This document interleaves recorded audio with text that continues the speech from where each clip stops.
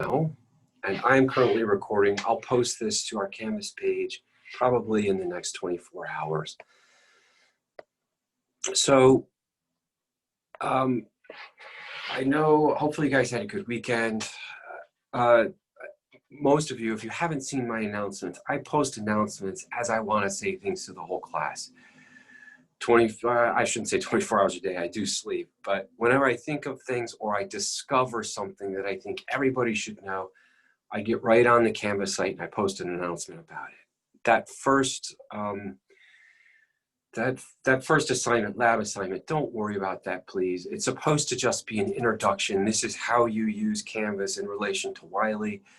It's not working well. It's not working correctly for some people. That's no big deal to me. It's a practice exercise to get you used to or familiar with how Canvas and Wiley sort of interact. So if you weren't able to do that, or you had trouble doing that, don't panic. I'll probably go back in the next couple of weeks and just give everybody a 12 out of 12 and we'll forget about it. So moving on from that, just a couple reminders. Next week, today is Tuesday, September 8th. Next week, you will have your first lecture quiz, and your first set of lab assignments are going to be due tomorrow. Today, later today, I'm going to post another outline for week 2/week 3, and I'm going to create module 2. In that module 2, I will put new lab assignments, new Wiley lab assignments for you to do, and they will be due always on Wednesdays. So your first set, as you know, which you've had now for a week, they're due tomorrow, and then the next set will be due the following Wednesday after that. So that was the next announcement I wanted to give to you. So without further ado, I'm going to plow through. We're going to take 2 lectures this week, focusing on Chapter 2 in the textbook. Chapter 2 is chemistry, and it's not my cup of tea. I find it boring, but it's something that I just have to at least lay the groundwork for, because a lot of it is language and a few ideas that will come up again and again and again. And so if you understand the basics that I'm going to go over through today and Thursday, it will really help propel you through the rest of this course, as well as A&P2, should you be taking that again or in the future. So the first thing with Chapter 2, it's all about chemistry. I don't have time to go into every single detail. I'm going to go to my whiteboard, because that's always easier for me.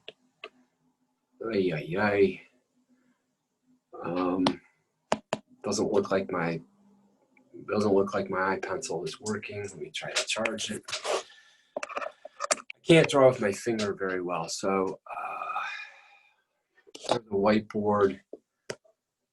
Well, I'll try to draw with my finger while my iPencil is charging. I think in the mix-up with these meetings, I don't know why we had 2 meetings scheduled for today. It should have just been 1. Now I'm losing. All right, just bear with me, please, for 1 moment.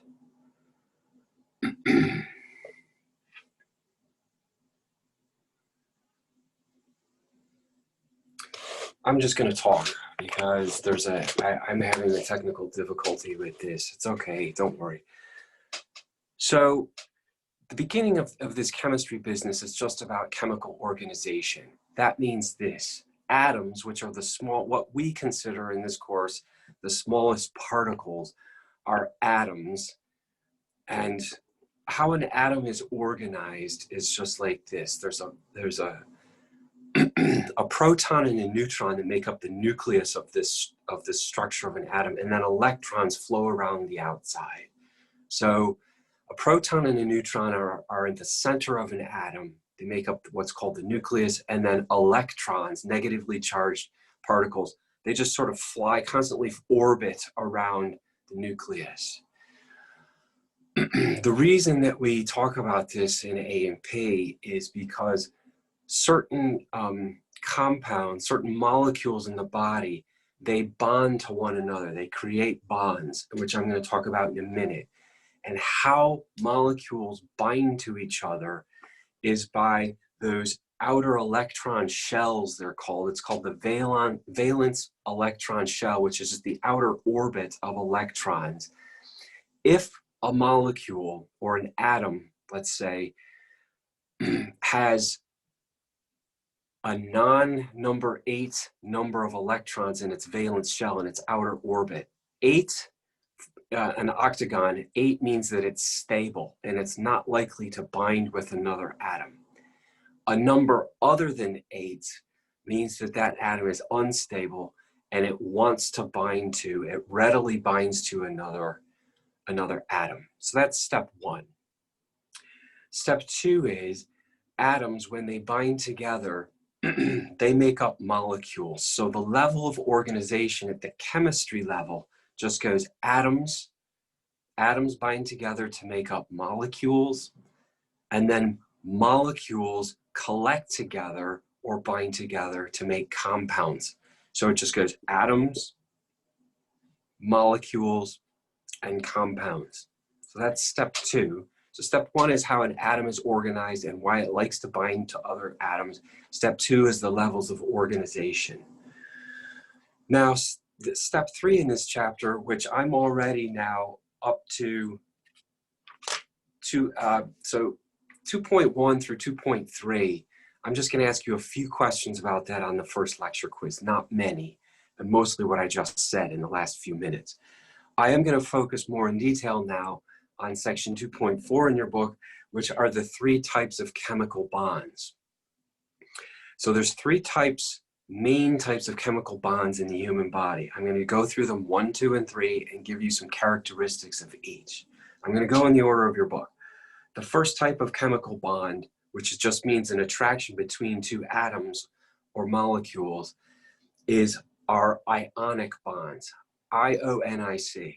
Ionic bonds are chemical bonds that are formed by the transfer or donating of an electron from one molecule to another. So if we have 2 molecules, like my 2 fists here, and one of them donates electrons to the other molecule in those valence shells, then we create, they're attracted to each other and we create an ionic bond.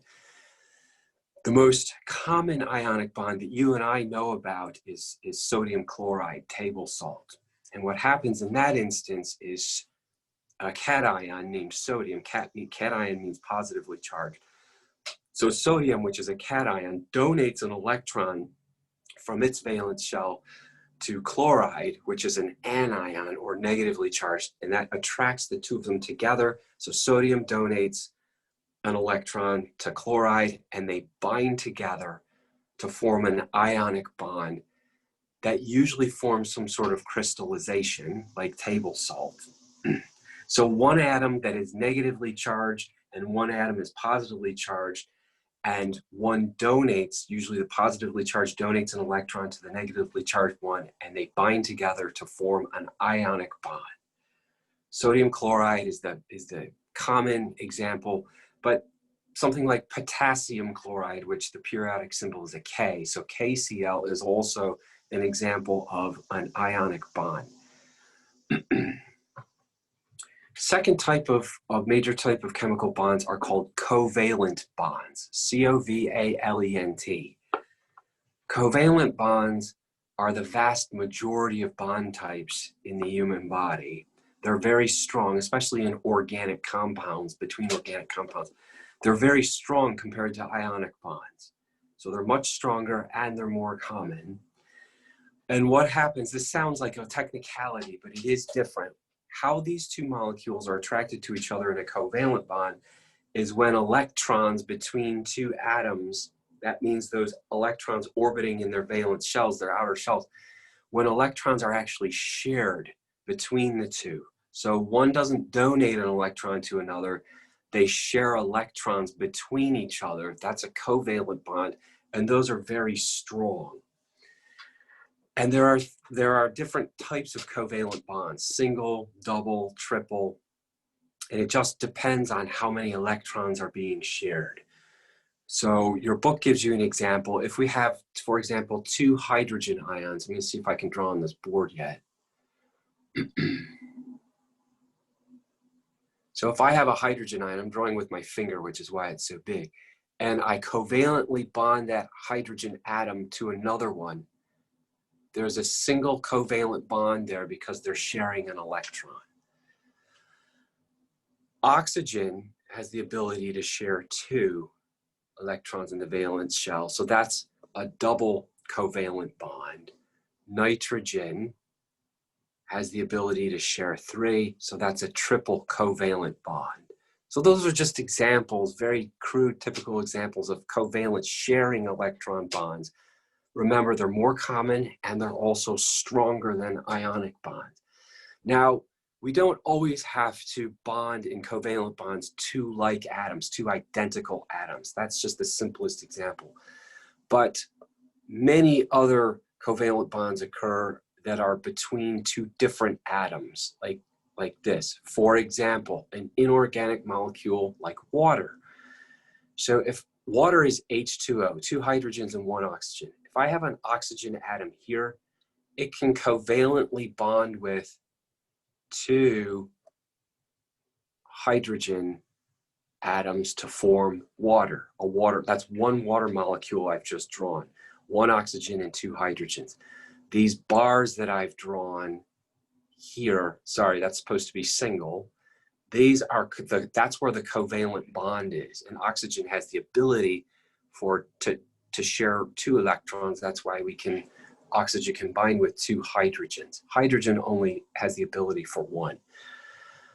So those are examples of covalent bonds, and just remember they're very strong. Now I'm going to go on to number 3, which are hydrogen bonds.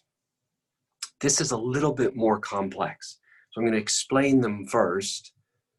Hydrogen bonds are attractions between a slightly positive side of one molecule is attracted to a slightly negative side of another molecule, and that creates an attraction.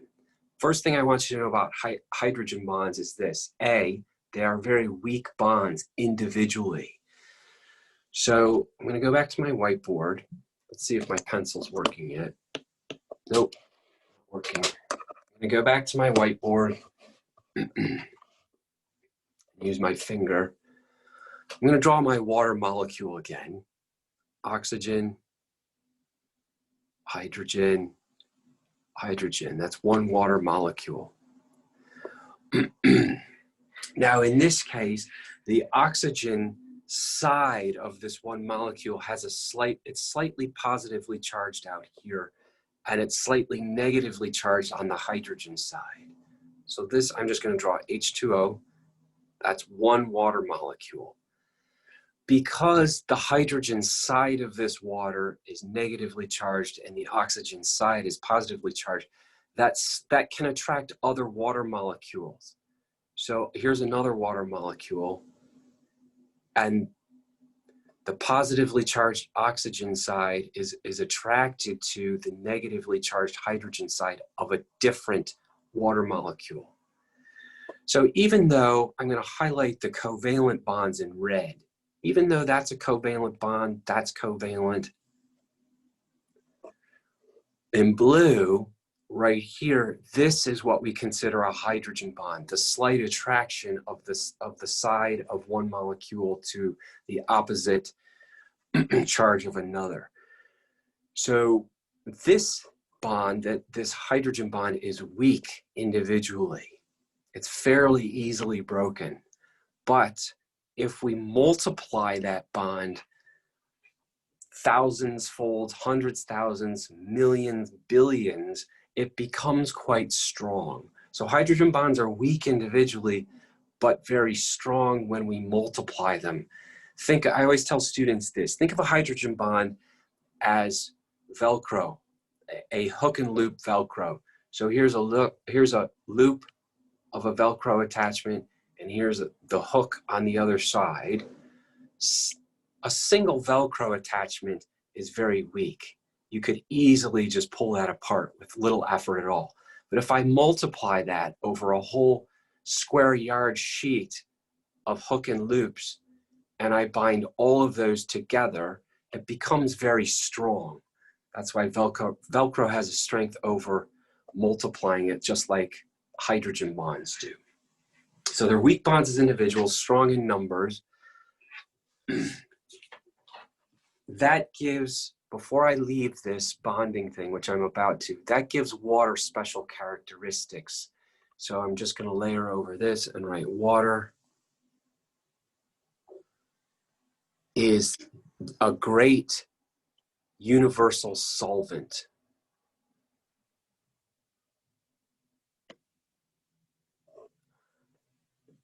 Water makes up 40 to 60% of body weight. So a lot of our insides are made up of water. And that's the reason is because of the properties of water. It's strong over many hydrogen bonds. It's also a great solvent. That means many things dissolve in water. You kind of know what that means. It means that water has the ability to break bonds. And for example, ionic bonds. Water dissolves ionic bonds very readily. You put table salt in water, those crystals break apart, those bonds break apart. We call things that are easily dissolved in water hydrophilic. That means water loving. Things that are not easily dissolved in water, we call hydrophobic. And that tends to be things specifically like lipids. You know that oil and water don't mix, or fats are not easily broken down with water. All right, let's get off the chemical bonding business and just go to acids and bases. So I'm going to layer over this board and just describe to you what an acid is and what a base is. Believe me, this is not my favorite part of A&P. I'm not really a chemistry guy, but it does pay off to know this business later in the course as well as for A&P too. So I'm going to just define an acid for you. An acid is a substance that releases free hydrogen ions called protons. So anything that releases hydrogen ions, that's supposed to be H+, and we call those protons, means the same thing. If you hear me say protons or you read proton, that just means a free hydrogen ion that's positively charged. The key to remember about this is in the human body, if we describe or there is an acidic environment, it means there's free hydrogen ions. That's usually bad. It's usually not a great thing. Not always, but usually. A base, on the other hand, is, so acids give off, I'm going to write give or donate hydrogen ions. Bases accept or bind with free hydrogen ions. So bases accept protons. A typical base is usually a hydroxy. It has an OH attached to it, oxygen, hydrogen, that's negatively charged like this. So most things that have a hydroxy are proton acceptors or bases. Now let's talk about pH. We all have heard pH. I'm going to define it for you. pH is what it is a measurement. I'm writing with my finger, which is why it's a little bit off today onto a glass screen. So pH is just a measurement of acidity and alkalinity. That's all it is. And we measure pH on a number scale. It's measured from 0 to 14, with 7 in the middle of that, obviously. The lower the number on a pH scale, the much more acidic it is. The higher the number on a pH scale, we say the more basic it is, or alkaline. Alkaline and base, same thing. This 7.0 being exactly between acidic and basic, so this is neutral. Most environments in the human body are relatively neutral. Not perfectly all the time, but part of homeostasis is to control the pH of our bodies, and it's typically geared toward trying to keep things as neutral as possible. There are exceptions to that rule, obviously, like, for example, the contents of the stomach.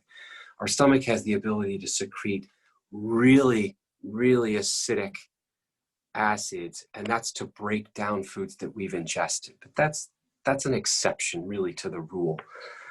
For example, our fluids want to be neutral. All of our body fluids, including the blood, the blood has a slightly basic pH. It's like 7.3 to 7.4. But in general, the body stays fairly neutral. So remember this, before I leave this, I'm gonna give you some word of caution. A decrease in pH means something is more acidic. So a pH of 3 is more acidic than a pH of 4. An increase in pH number means something is more alkaline or basic. So, for example, a pH of 12 is more alkaline than a pH of 10. Likewise, if I said which is more acidic, a pH of 12 or a pH of 10, 10 would be more acidic because it's got the lower number. So technically, everything less than 7 is what's acidic. But when we compare two things on this number scale, don't get confused. Some students, when I ask them a question on a quiz, which is more acidic, they think, it has to have a higher number. Nope, it's the opposite. More acidic means a lower number.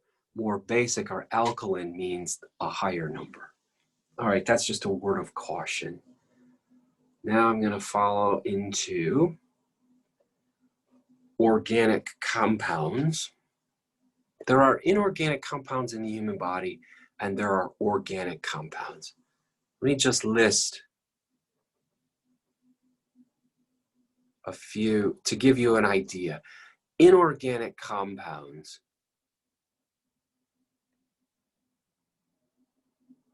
are things like water.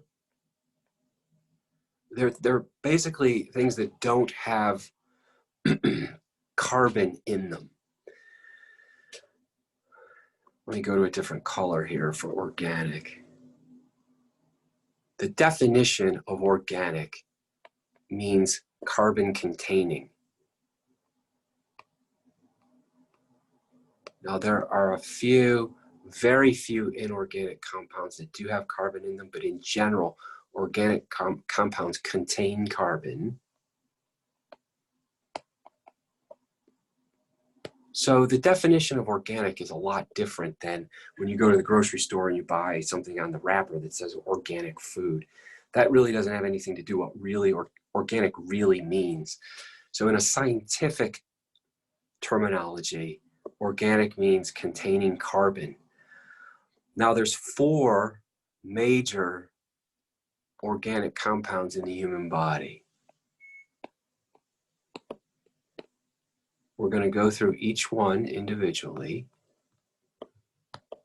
The first one, so we know what they are, they contain carbon. Why carbon? Why is carbon such a special thing? Well, that atom, one atom of carbon or a carbon compound, the reason it's so special is because carbon has the ability to bind to so many different things, create a bond with so many different things. Carbon can bond with hydrogens, water, oxygens, nitrogens, all sorts of different things. So it's very versatile. That's special qualities about carbon are its versatility. And then it has the ability to make different structures, different shapes in its binding patterns, long chains. So that's why carbon is, it's called the skeleton or the backbone of life, And it's because of its structurally, it's very versatile. All right, the first major organic compound are carbohydrates. Once again, I'm writing with my index finger here, so I'm doing the best I can. So carbs for short, or carbohydrates, these are typically carbons with water molecules. I'm just going to put hydrogens and oxygen. So I'll put H2O. So that's generally what carbs look like. They're a bunch of carbons with water molecules attached to them. I'm just going to go to another whiteboard. I'm layering over the top of this. I'm not necessarily erasing it, but I'm still talking about carbohydrates. I just need space. I'm drawing the word or writing the word monosaccharide.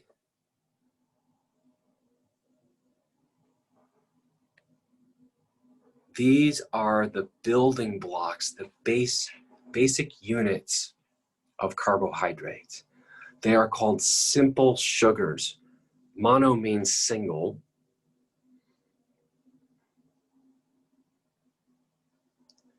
And they can be arranged in either carbon rings or very short carbon chains. But the key is the prefix. Saccharide just means sugar. Mono means single or one. So simple sugars, these are the backbones, or the, you know what, I'm going to say building blocks, the basic building blocks of carbs. Now, classic examples of monosaccharides, single or simple sugars, would be glucose is the most common. Fructose is another one. They're both monosaccharides, they're just shaped differently. They're arranged in different shapes. Our body uses this one a lot. And we're going to give all sorts of examples about how the body uses that. But glucose is probably the most used molecule for energy for the human body. All right, the next carbohydrate formation are disaccharides. Di just means two. So what's a disaccharide? Really simply, that's supposed to be DE. A disaccharide is just two monosaccharides hooked together. That's all that means. It's two monosaccharides joined. So they're a little bit more complex than monosaccharides. Classic examples of these would be maltose, which you'll hear that later, sucrose. These are very common disaccharides, and it just means two monos linked together. For example, if we link together a glucose molecule with a fructose molecule, we get sucrose. That's what makes sucrose. Glucose together, two glucose molecules together make maltose. And finally, polysaccharides. That just means many sugars. So you get the idea. Polysaccharides would be bigger or longer than a disaccharide. These are usually chains, tens to hundreds of individual monosaccharides, long chains. They're large, they're fairly insoluble. This would include things like starch in particular. That's a classic example. Also, I'm going to write glycogen. I'll talk briefly about each one. Starch is a polysaccharide that we ingest from nature. We get it from plants. You know that. When you ingest starch, your body can't absorb, it has to be broken down. So I'm just going to layer over this really quickly. And if starch looked like this, a long chain of monosaccharides, I'm drawing a polysaccharide, in this case starch. This is what we ingest when we eat something like pasta or any common carbohydrate. So here's starch. Our digestive system, when we ingest this, what it does in particular is it chops up this chain into smaller pieces. And then as these chunks go through our digestive system, it gets chopped up into even smaller pieces like this. And what we have as a result are a bunch of monosaccharides. Sorry, let me rewrite starch real quickly. So starch has been, in this case, in this example, has been broken down into a whole bunch of monosaccharides like glucose. This is what our body can absorb into the bloodstream. So the job of the digestive system is to take that polysaccharide and chop it up into single links or monosaccharides. Then it's this, for example, this monosaccharide glucose that actually gets into our bloodstream. So our digestive system breaks apart the starch. Now we have individual glucose molecules floating through our blood. Guess what? Now, I'm just going to draw this in a blood vessel. Now our bodies can use these glucose molecules to make energy. And this glucose then goes into a cell, a body cell, and the body cell uses that glucose to make ATP, which is an energy molecule. Let's say we ingested a whole bunch of starch in our mouths, broke it down, absorbed it as these individual monosaccharides, but our body doesn't demand all of this glucose that we just ingested. We can store, our body can store glucose monosaccharides by rehooking them up together into links, into a different configuration than starch. That's what glycogen is. So back on the previous page, I wrote an example of a polysaccharide is glycogen. Glycogen is just a stored form of sugar, really of glucose. And this happens in the liver and in our muscles. We store glucose, and when we store it, we pack it together. Why do we do that? Well, if this is the liver, this box that I've drawn is the liver, and it is storing a bunch of monosaccharides, glucose molecules, that we couldn't use in the short term. Then let's say we don't have access to food. If we don't have access to food, say for example, you can't eat a meal for a whole day, your liver then breaks these glycogen molecules apart, these individual glucose molecules, and releases them into the blood so that you have energy. So glycogen is just a stored form of sugar, and it occurs in the liver and the muscles, and we use that sugar and break it down and release it into the blood when we don't have access to an ingestible form, a meal, an ingestible form of sugar itself. All right, so that, I'm just checking my notes to make sure that I talked about everything I wanted to. Last thing I'm going to say about carbs is this. You probably got the gist. The main function of carbohydrates is a source of energy. That's a little bit deceiving. I'm going to underline the word source.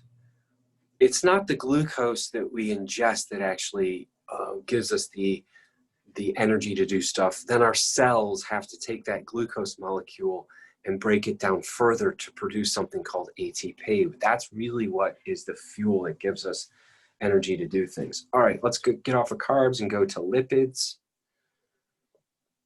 So I'm just going to erase this business, go to a new whiteboard.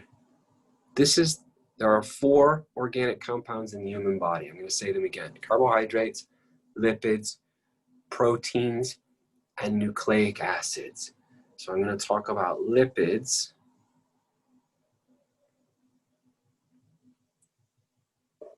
Just think of these. Fats are really a type of lipid. So fats, I'm going to write cholesterol. Sorry about the writing. I'm trying to squeeze it in.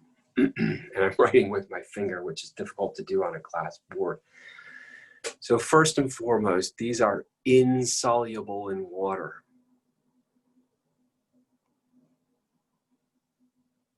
They do not break apart in water. They are made up mostly of carbons, hydrogens, and oxygens, just like carbohydrates, but a lesser amount of oxygen than carbs.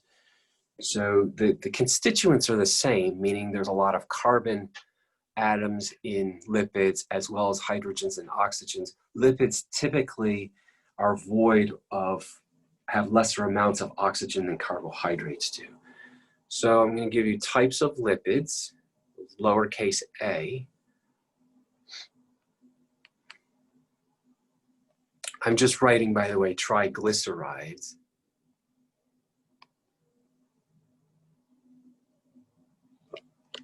Triglycerides are a type of lipid, and they are neutral in pH. They're fats when they are solid, and oils when, we call them oils when they're liquid. So they sort of vary between a solid form and a liquid form, depending on the temperature of the environment that they're in. When they're solid, triglycerides, we tend to call them fats. And when they're in a liquid form, we just call them oils. They're made up of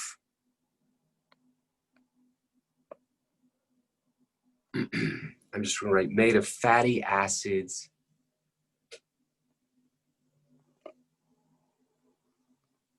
a fatty acid plus a glycerol, hence their name.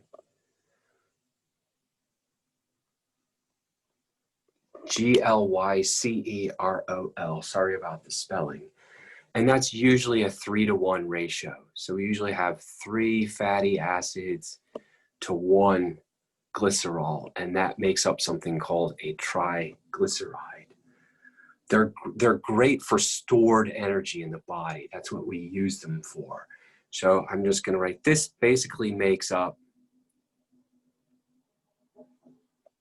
what you and I call fat in our bodies.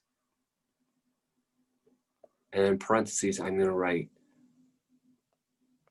they're beneficial for stored energy. Well, here's the way the body works. In terms of demand and use of energy sources, the body always goes for the simplest thing, the quickest, simplest thing. And that usually goes like this. Any sugars, any carbohydrates or simple sugars, monoglycerides that are in our bloodstream at any given time typically get used by our cells first for energy. When we've used up all of the available monosaccharides in our bloodstream, then our cells go to stored carbohydrates in the form of glycogen, which I talked about before.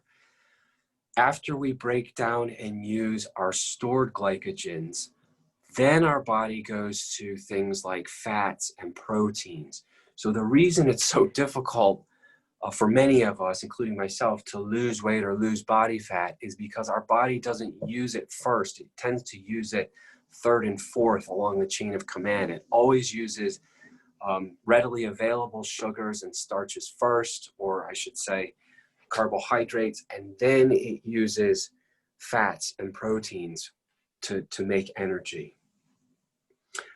So those are, I just talked about triglycerides. I'm going to do 2 more or 3 more lipids, and then I'll see what time it is. We might have to cut it, but so I'm still talking about lipids. Second example, lowercase b, I'm going to write phospholipids, P-H-O-S-P-H-O, phospho. You can guess it's just a lipid molecule with a phosphate attached to it. So it's really what it is it's a diglyceride plus a phospho group.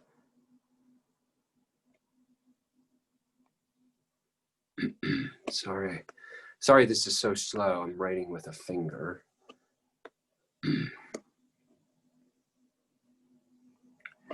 And then I have to click my pencil back to get it back.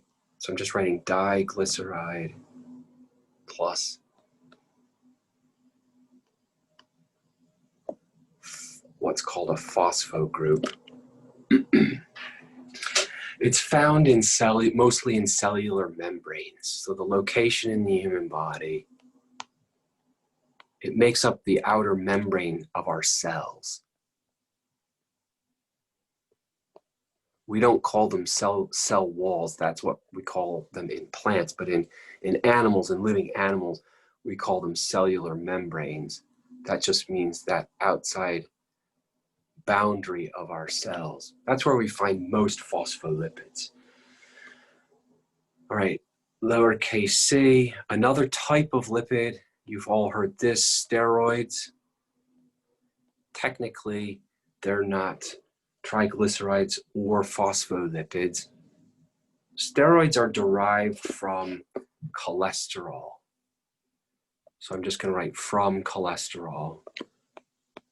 Too much cholesterol is not a great thing, you know that, but we do need cholesterol for a lot of functions in the human body. So cholesterol in moderated amounts is good. So they're derived from cholesterol. They are also found in all types of membranes.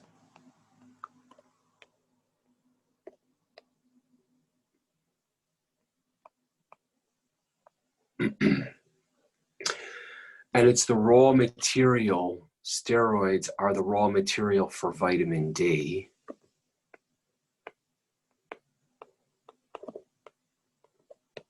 That's a long process. If you just know that in its simplified form, meaning we use steroids to make vitamin D. What happens is when our skin is exposed to ultraviolet rays in the atmosphere, aka the sun, when our skin's exposed to sunlight, it starts converting a cholesterol-based steroid to a precursor of vitamin D. All right, last one, meaning the last lipid. So I'm going to write lowercase d. It's pronounced eicosanoids, but it's spelled with an E, E-I-C-O-S-A-N-O-I-D-S.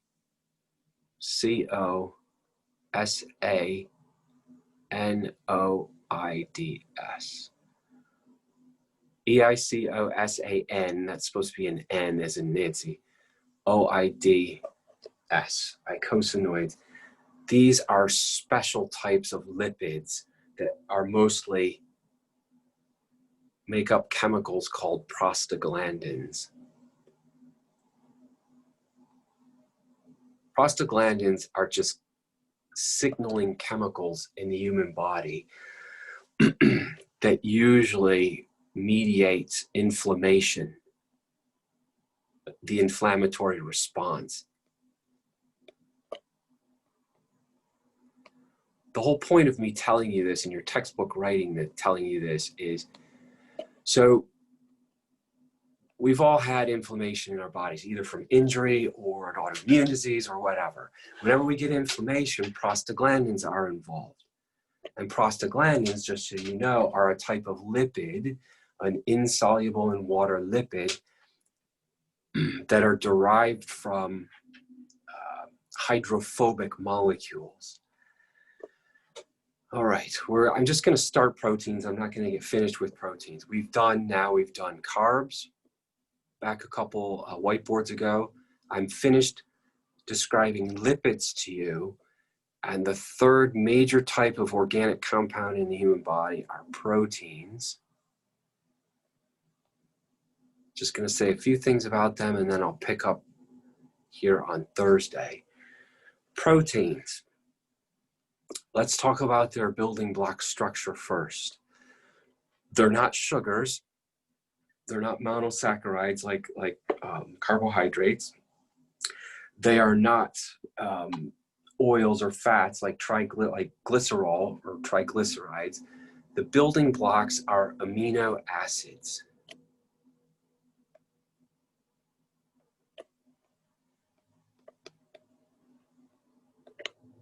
I'm just going to write building block of all proteins.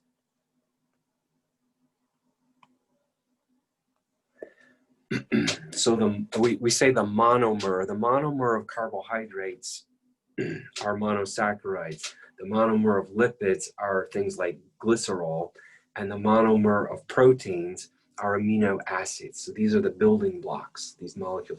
There's 20 types of amino acids in the human body. You don't have to know all 20 of them off the top of your head. Amino acids can act as either a base or an acid, which makes them very versatile. Now let's talk about the structural levels of proteins before we end. So we know that amino acids are the single building block, but there are certain levels of protein structure that I'm going to just highlight.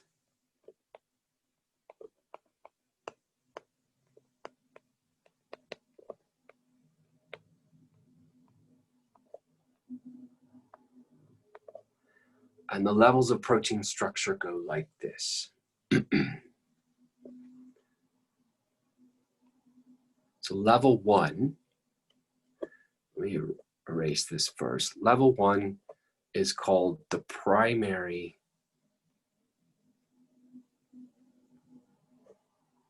structure of a protein. And this refers to the sequence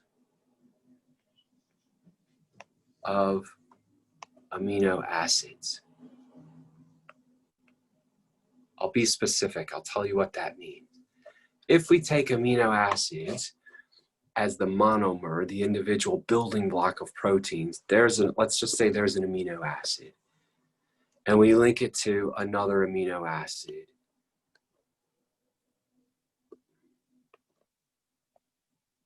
So each of these links of this chain are individual amino acids. Now I'm just going to link them together. What is the primary structure of a protein? It's this chain, but it really refers to the sequence. That means the order, the specific order: black, red, yellow, blue, green.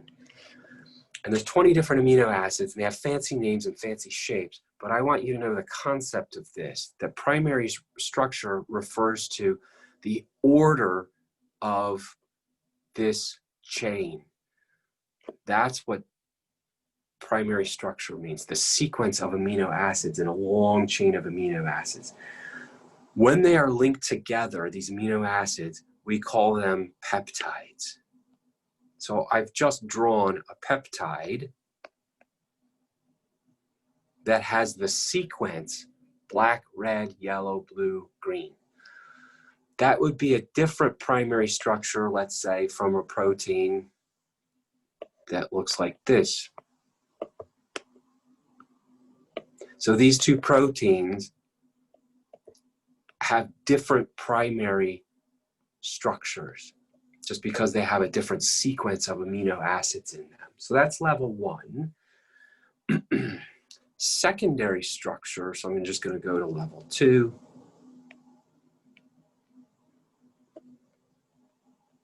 Secondary protein structure is when we take that primary structure and we do something with the shape of it. So I'm not going to color code my peptide anymore. I'm just going to draw it as a single line. So here is a primary structure peptide. If I take that primary structure and I coil it like a spring, it's called a helical structure or a helix. Or if I take that primary structure and I fold it like this, make folds in it, those are examples of secondary structure. It typically means manipulating that chain in some sort of 3D way. So I'm going to write over here, coiling or folding of the peptide. That's what secondary structure means. And the coiling has a name. It's called a helix. So a helix is an example, the helix shape is an example of secondary protein structure. The fold has a name too. It's called a beta, and it's a Greek beta, so it looks like a little b. A beta pleated, you can see where it gets the name, sheet, S-H-E-E-T, is also an example of a type of secondary protein structure. All we've done is we've taken this primary structure and either coiled it or folded it into a helix or a beta pleated sheet. Now we've created a secondary structure of protein structure. There's just 4 levels and then I'm done, I promise. So the third level is called tertiary structure, or third level. And tertiary structure takes that secondary structure. Let's say we have a helical shape like this. Now, if we take this coiled peptide and we fold it back on itself and make covalent bonds so that it becomes a big glob, and technically tertiary structure, I'll write this out, is the formation, sorry about the writing again, the formation of a globular structure. That's what tertiary structure is, and how it's created is by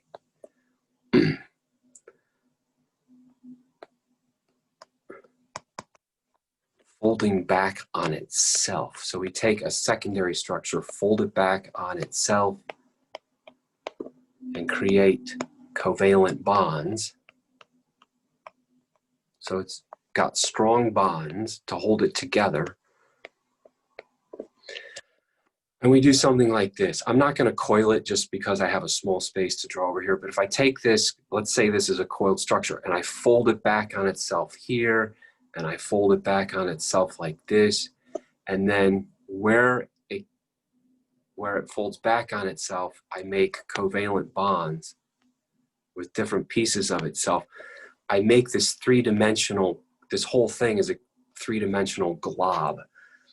So tertiary, think of globular structure and held together by covalent bonds. Finally, the last level of protein structure is called level 4, is called quaternary. So quaternary protein structure is the 4th level and the final level. And that's if we take 2 or more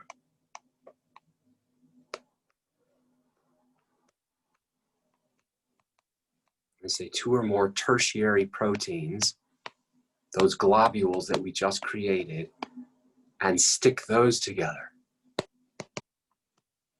Not all proteins exhibit 4th level or quaternary structure, only the biggest proteins in the human body.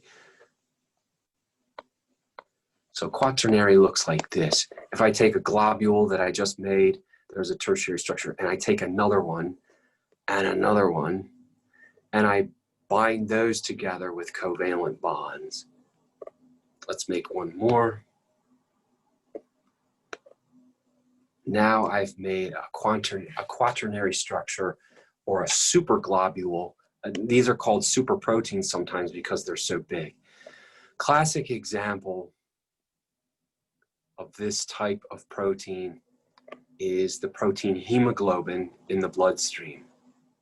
So hemoglobin is just a protein in the blood. It's actually in our red blood cells. It's a protein inside of our red blood cells that looks like the picture I just drew to the left.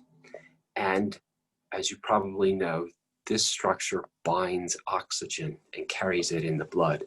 Oxygen molecules bind to these individual tertiary structures. All right, guys, I'm out of breath.